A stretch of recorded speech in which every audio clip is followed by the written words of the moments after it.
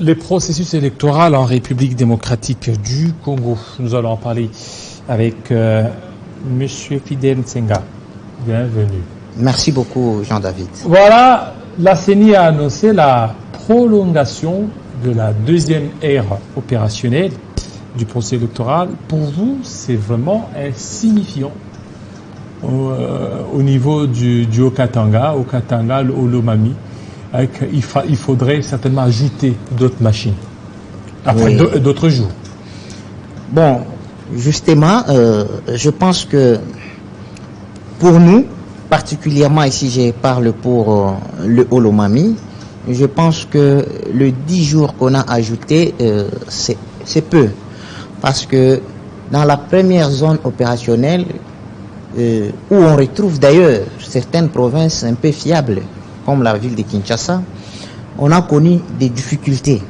Et les mêmes difficultés qu'on a connues dans la zone opérationnelle 1, ce sont de mêmes problèmes que l'on a connus dans la zone dans l'heure opérationnelle 2. Bon, il y a un problème d'abord de l'étendue, de l'espace. Au niveau de la première ère opérationnelle, on a accordé 25 jours. C'est d'abord regarder l'étendue de Kinshasa. Ouais. Mais lorsque vous voulez parler des Lomami, regardez Lomami par rapport à Kinshasa. Non. Ils ont tenu compte de toutes ces réalités. Non, ils n'ont pas tenu compte de toutes ces réalités. Kinshasa est vaste, mais c'est accessible partout. Quelqu'un peut se déplacer de la Gombe vers Maluku, de Maluku vers Ngaliema, de Ngaliema vers Kitambo. Mais quand je parle du Lomami, peut-être pour d'autres provinces, les 10 jours suffisent. Mais pour le Lomami, du fait que c'est une province extrêmement, en quelque sorte, enclavée, je sais de quoi je parle, parce que moi-même j'ai eu à travailler là-bas. Il n'y a pas de route. Et quand la CENI a accordé les 10 jours, les 10 jours là, les 15 jours, la CENI a avancé la raison que c'est à cause du retard connu dans le déploiement, d'une part, et des pannes que les machines ont connues. Mais moi, je peux aller plus loin. Moi, je peux aller plus loin jusqu'à dire que il n'y a pas eu que difficulté dans le déploiement des matériels, mais au-delà de cette difficulté, pour le cas du Lomami, il y a eu même l'impossibilité que là où il fallait peut-être acheminer une machine en une journée, on doit prendre 3 jours.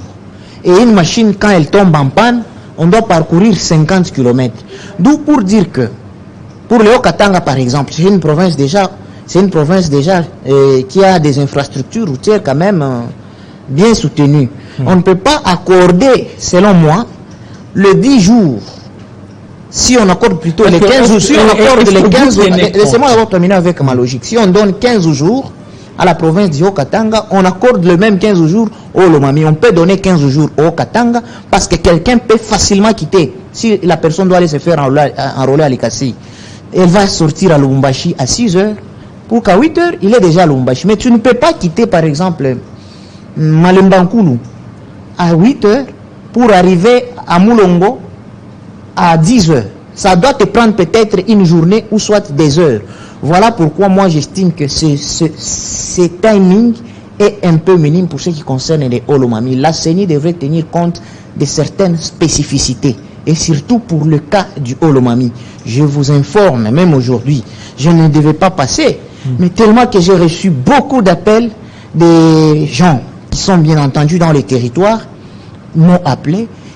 Et je me suis suivi d'ailleurs avant-hier sur une des chaînes de la place, un député provincial, en la personne de l'honorable Samuel, qui est élu de Malembankulu, qui a également alerté parce qu'il est élu, il a des électeurs, il a fustigé la même situation. Et finalement, je me suis dit, je dois quand même défendre cette thèse-là.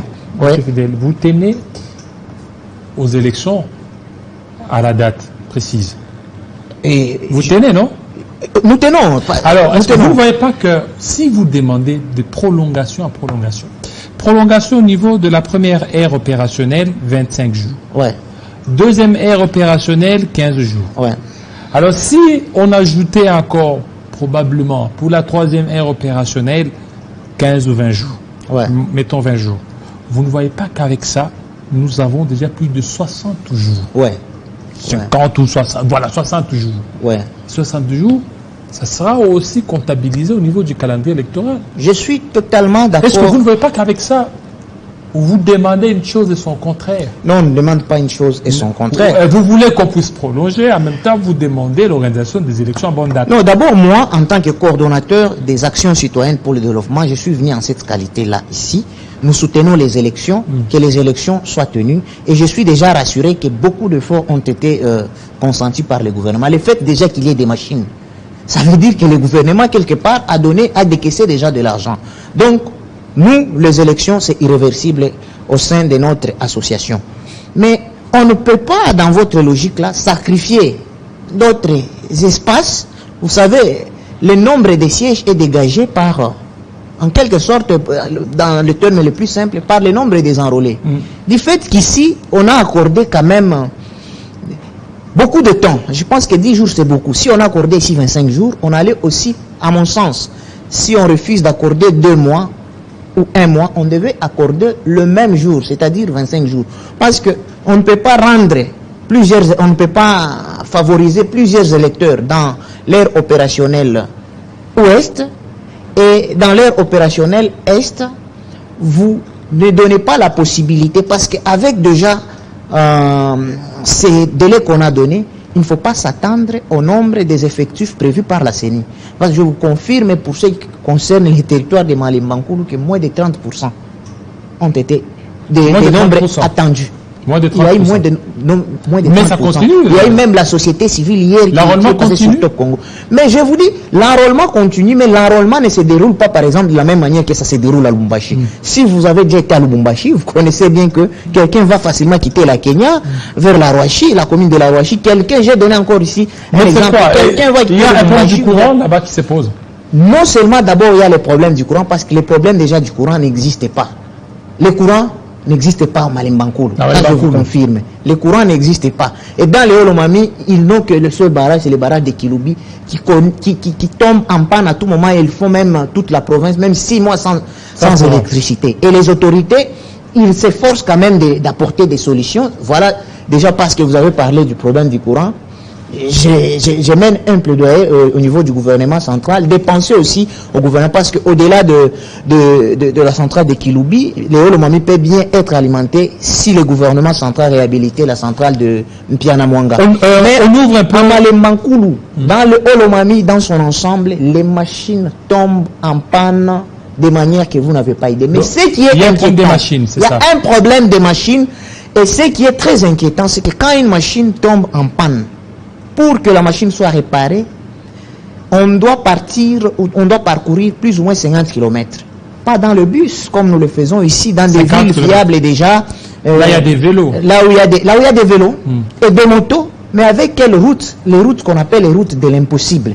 Voilà pourquoi nous estimons que, j'ai parlé seulement du Olomami parce que je maîtrise les Olomami, mais il n'y a pas que les Olomami. Dans l'ère opérationnelle 2. On peut parler par exemple de la province, j'y suppose. On peut parler de la province comme la province de la Lomami, parce qu'elle est voisine de Olomami. Ce sont des provinces, la CENI doit tenir compte de ces spécificités. Si on accorde à Kinshasa et par exemple à Lubumbashi 25 jours, on ne peut pas accorder le même jour dans des provinces comme par exemple la province du Olomami, la province de la Lomami. Parce que ce sont des provinces qui ont des problèmes de route. Pour vous, il faut qu'on accorde combien? Si je peux exagérer, parce que nous courons derrière les temps. Si je peux exagérer ou si je dois être rationnel, on doit accorder même 2 mois. Mais ici, je ne viens pas plaider pour qu'on accorde ces 2 mois-là. Ça dépend. Non, est-ce que j'ai dit 2 mois? 2 mois pour s'assurer qu'on a bien enrôlé. C'est-à-dire, comme on a passé déjà 1 mois, 2 mois dans la totalité. Pas 2 mois à partir d'aujourd'hui. C'est-à-dire qu'on accorde sur les 15 jours, qu'on ajoute 15 autres jours pour que ça fasse 1 mois d'ajout. Donc là, on peut quand même, dans une certaine acception, dire qu'on a enrôlé. Mais si on s'arrête pour ce qui concerne les Olomami sur les 15 jours, vous allez vous rendre compte qu'il y aura des inégalités au niveau de la représentation nationale ici. Il y aura des provinces qui auront des 30 représentants, et on va connaître des provinces qui auront 6 députés comme représentants, ou soit 5 députés. Parce qu'il ne faut pas ignorer cet élément, M. Jean-David. le nombre de sièges est réparti au prorata du nombre des enrôlés. Mais si les conditions dans certaines provinces ne sont pas vraiment fiables pour que la population s'enrôle, parce qu'il y a l'afflux, et la CENI d'ailleurs a même confirmé que parmi les motivations qui a poussé qu'on puisse ajouter ces 15 jours, c'est justement parce qu'il y a eu difficulté dans le déploiement des matériels. Et sur ce point, moi je suis en train de dire que dans les Hauts-Lomami, il n'y a pas seulement de difficulté, même l'impossibilité. Et la deuxième raison, c'est qu'ils ont constaté que les jours butoirs, il y avait l'affluence toujours de la population. Et je vous confirme que même les 10 mars que la CENI a prévu clôturer dans la zone opérationnelle 2, particulièrement dans les Hauts-Lomami, il y aura toujours d'affluence. Parce qu'il y a des gens qui doivent aller s'enrôler à 30 km, à 50 km, ils doivent mettre en route 3 jours, 4 jours, à cause de l'impossibilité des routes. Donc, la CENI, je pense que si les autorités de la CENI vont me suivre, ils doivent beaucoup se pencher sur cette question. Alors, puisque vous parlez de Lomami, qu'est-ce qui fait que jusque-là, ça n'attire pas? On voit des délégations qui vont au niveau de l'Alaba, au niveau de Lubumbashi, mais au niveau de Lomami, il n'y a pas de délégation d'envergure. Voilà. Et merci. Est-ce que l'IGF aussi descend au niveau de Lomami?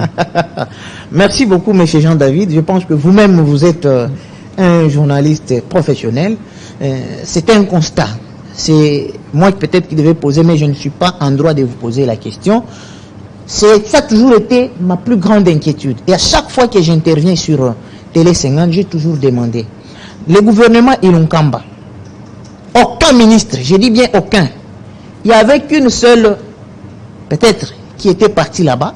C'était, je pense que Mme Néné Nkoulou qui était partie. Mais dans le gouvernement ici du Premier ministre Sama, jusque-là, il n'y a aucun ministre national. Mais quand on analyse le descente des ministres et même du Premier ministre vers le Haut-Katanga, vers le Lualaba, c'est déjà de trop. Mais malheureusement, vous avez posé la question pourquoi? Parce que ça n'attire pas, mais qui doit